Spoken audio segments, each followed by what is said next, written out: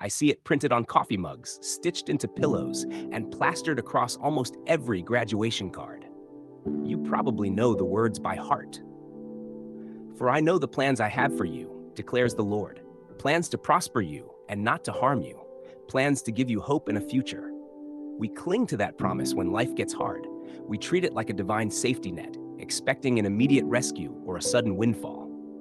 But I've watched so many faithful people completely break down when the promotion doesn't come, or the healing doesn't happen, or the relationship shatters. They end up feeling betrayed by God because they thought He promised them a pain-free, prosperous life right here and now. Listen to me. If you keep reading Jeremiah 29:11 like a personal guarantee for an easy life, you will eventually face a crisis of faith that could absolutely destroy your foundation. The true meaning is so much deeper and 1,000 times more powerful. Think about who God was actually talking to when those words were written down. It wasn't someone holding a diploma or starting a new business. He was speaking to a group of broken, defeated refugees. The Israelites had just lost everything. Their homes were burned, their temple was destroyed, and they were dragged away as prisoners of war into Babylon. They were sitting in enemy territory, surrounded by a culture that hated them, begging God for a quick rescue. They had false prophets whispering in their ears, telling them exactly what they wanted to hear, promising them that God would break the yoke of Babylon within 2 years. But then the prophet Jeremiah sends them a letter, and what God tells them in that letter is absolutely shocking. He doesn't tell them their bags are packed and they are going home tomorrow. He tells them to build houses. He tells them to plant gardens. He tells them to marry and have children, and to seek the peace of the very city that enslaved them. God is telling them, you are going to be here for a long time, 70 years to be exact. A whole generation would live and die in exile before they ever saw Jerusalem again. So when God says He has plans to prosper them and give them a future, He isn't promising them a quick escape from their pain. He is promising to be with them right in the middle of their captivity. So what does a hope and a future actually look like when you're stuck in Babylon, when your life has completely fallen apart? It means God is playing the long game.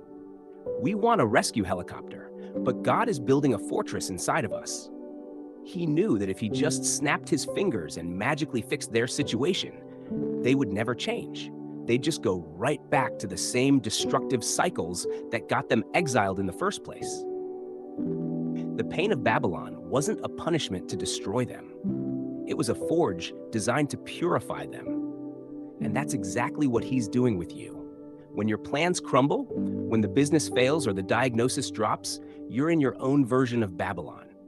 You might be begging Him to pull you out, but He's looking right at you saying, I have a purpose for you right here.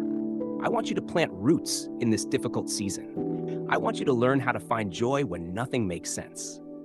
The prosperity He promises in Jeremiah 29:11 isn't financial wealth or an easy street. The Hebrew word used there is shalom. Shalom means wholeness, completeness, a deep, unshakable peace that makes absolutely no sense to the outside world. He's promising that even if your external world is burning to the ground, your internal world can be anchored to a rock that can't be moved. So what do you do right now, today? While you are still waiting for the breakthrough, you do exactly what Jeremiah told those broken exiles to do. You stop putting your life on hold. I know you want to hit pause until the storm passes. I know you want to hide under the covers until God finally opens a door. But God is commanding you to live fully right in the middle of your mess. Build a life here. Invest in the people around you. Pray for the peace of the very situation that is breaking your heart, because in its peace, you will find your peace. If you keep holding out for a magic trick, you are going to miss the miracle of who you are becoming in the fire. He did not abandon you to the enemy. The plan to prosper you is already in motion, but it requires you to pick up a shovel and start planting seeds in the dirt of your disappointment. The hope He promised isn't a fantasy where bad things never happen. The hope He promised is a rock-solid faith that survives absolutely everything.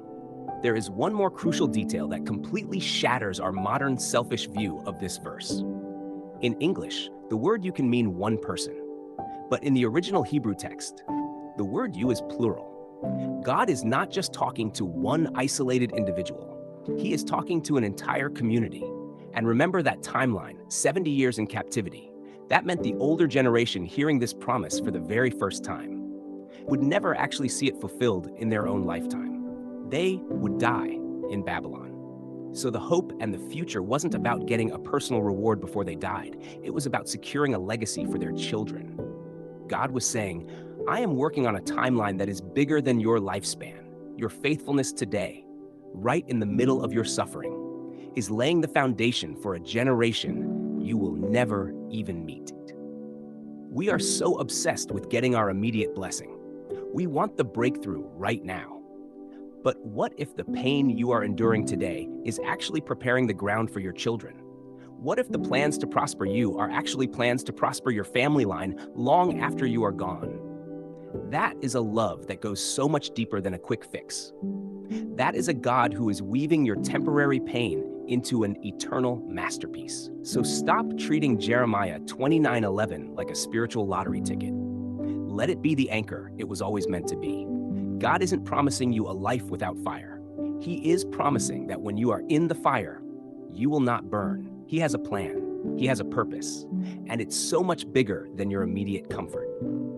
If this completely shifted how you view this promise, hit that subscribe button right now. We'll keep uncovering the raw, unfiltered truth behind the scriptures we've misunderstood for way too long. And I want to hear from you. Drop a comment and tell me, what difficult season are you choosing to plant seeds in today? Let's build a community that actually thrives right in the middle of Babylon.